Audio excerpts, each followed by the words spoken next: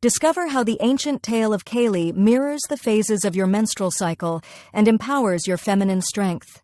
In the sacred lands of ancient India, the demon brothers Shumbha and Nishumbha wreaked havoc until goddess Kali, embodying untamed energy, vanquished them, restoring cosmic balance. The god's call to goddess Kali represents the menstrual cycle's call for the feminine energy within you. Kali's fierce battle mirrors the intense, transformative power experienced during menstruation. Her unyielding rage and eventual victory symbolize the shedding of the old and the birth of renewal, much like how your cycle is a natural cleanse and a herald of new beginnings.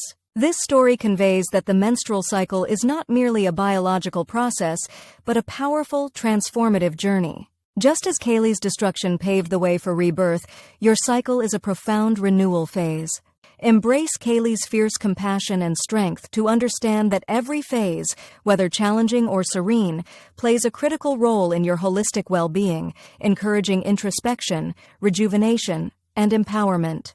Recognize the divine force within you, and let Kali's story inspire resilience and self-appreciation in your own life.